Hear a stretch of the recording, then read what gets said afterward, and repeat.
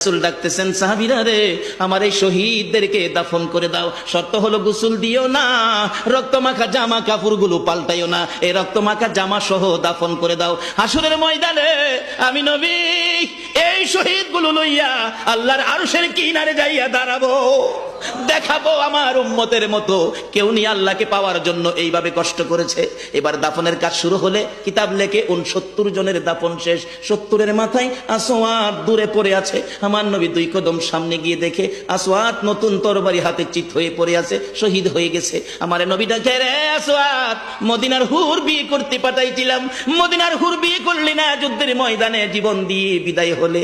আসওয়াদ রে, নতুন তরবারিটা হাতে রে। আসওয়াদ একজন সাহাবী বলেন, হুজুর বিয়ের বাজার করতে এসে আপনি যুদ্ধে গেছেন, খবর পাইয়া বিয়ের বাজারের টাকা দিয়ে যুদ্ধের বাজার করেছে, আসওয়াদ শহীদ হয়েছে। আমার নবী ডাকে, মাবুদ, আমার আসওয়াদকে তুমি কি দিবা গো আল্লাহ? মদিনার হুর নিল না, রাসূলের পক্ষ নিয়ে জীবন দিয়ে দুনিয়ার থেকে বিদায় হলো, আমার আসওয়াদকে তুমি কি দিবা গো আল্লাহ? আসওয়াদের লাশটা ধরে ধরে কবরের দিকে নিয়ে আসতেছে। গোসল লাগবে না, কাফন লাগবে না, শুধু দাফন করে দিবে। আমার নবী আসওয়াদের কবরের পাশে দাঁড়াইয়া মুস্কি মুস্কি হাসতেছেন। সাহাবীরা আরজ করেন, ইয়া রাসূলুল্লাহ, এই কবরের পাশে হাসতেছেন কেন, ব্যাপার কি? আমার নবী বলেন, সাহাবীরা রে, আমি যা দেখি তোমরা তা দেখো না রে। সাহাবীরা, হুজুর কি দেখে হাসছেন জানতে চাই।